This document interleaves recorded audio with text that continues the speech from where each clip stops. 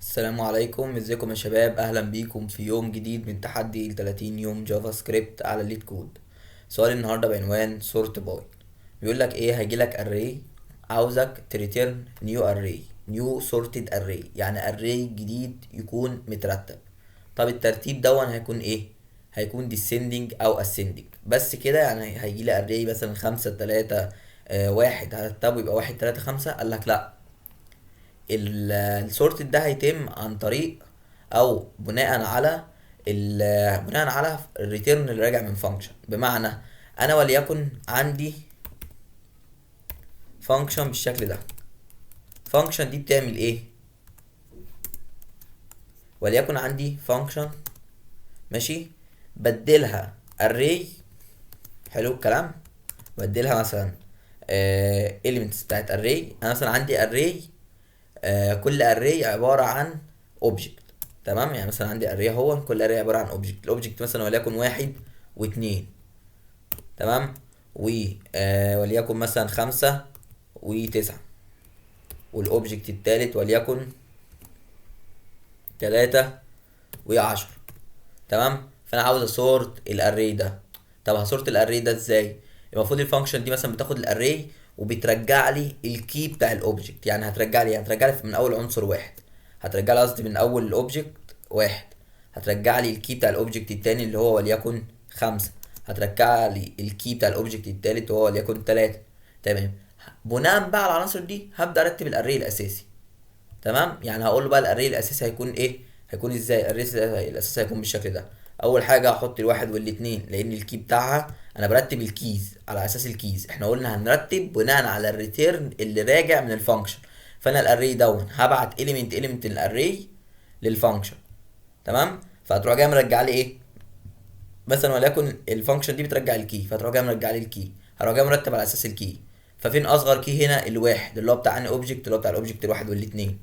طيب بعد كده الكي اللي بعده الاصغر كي اللي هو كام؟ التلاتة، اللي هو بتاع انهي اوبجكت؟ بتاع الاوبجكت اللي هو 3 و10. بعد كده فين اخر اصغر كي؟ كام؟ اخر كي موجود عندي بعد كده الخمسة، اللي هو بتاع الاوبجكت اللي هو 5 و9. بالشكل ده. واروح جاي بقى عامل ريتيرن للاري الجديد ده. يبقى انا كل اللي هعمل ايه؟ برجع نيو سورتد اري جديده محصول لها ترتيب ascending بناء او بيزد اون ايه؟ الريتيرن اللي راجع من الفانكشن بتاعه الاري اللي هيتبعت لها الاري دي. فانا كل اللي هعمله بمساله بسيطه جدا جدا جدا. هنعمل ايه؟ هعمل ريتيرن للنيو اري. الاري ده هتعمل ايه؟ همسك الاري الحالي واعمل له سورتد. طبعا الفانكشن بتاعت السورت دي بتعمل سورت للاري.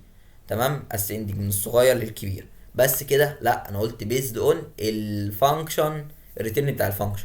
فانا هدي هنا للسورتد حاجه اسمها كومبوزيشن، او اسمها بعلامات كومبوزيشن فانكشن، او قصدي كومباريزون فانكشن. ايه الكومباريزون فانكشن دي؟ هي فانكشن بتاخد مني A و B وبتعمل ايه؟ بتبدا بتبدا تعمل ايه؟ بتبدا تريتيرن بتبدا تريتيرن ايه؟ الفانكشن. تمام. بتاخد مني الفانكشن اللي هي ايه بلا ماينس الفانكشن اللي هي بي. هفهمكم بالظبط دلوقتي ايه اللي حصل هنا. تمام. ثانيه واحده. فايه بقى اللي بيتم هنا؟ اللي بيتم هنا انا دلوقتي عندي تو فانكشن هنا. ايه هنا؟ بجيب له هنا التو اليمنت اللي في الاري. مثلا اول وتاني اليمنت وليكن مثلا ايه؟ ببعت ده وببعت ده. بعد كده بروح جاي ايه؟ عامل كل الفانكشن وابعت لها الاليمنت الاول، واعمل كل فانكشن وابعت لها الاليمنت التاني. فده طبعا بيرجع لي الريزلت وده بيرجع لي الريزلت. بعمل ايه؟ بطرح الاتنين من بعض.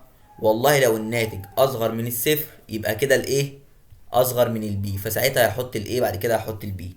طب لو الاتنين الفرق بينهم اكبر من الصفر، معنى كده ان البي اسمه ده، معنى كده ان الايه هو الكبير والبي هو الصغير، فبحط البي قبل الايه.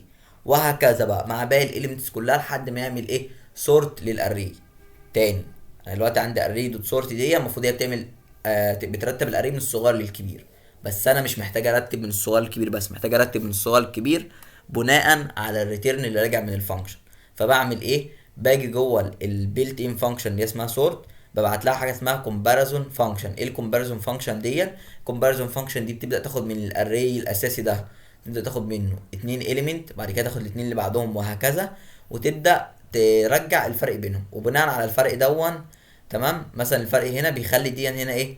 وليكن سالب بالسالب، فساعتها يحط ايه الاي قبل البي.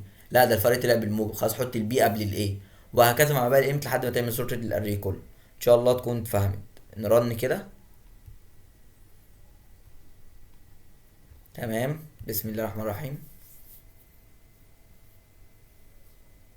تمام accepted. اتمنى يكون السؤال مفهوم. اشوفكم ان شاء الله في فيديو جديد، والسلام عليكم ورحمة الله وبركاته.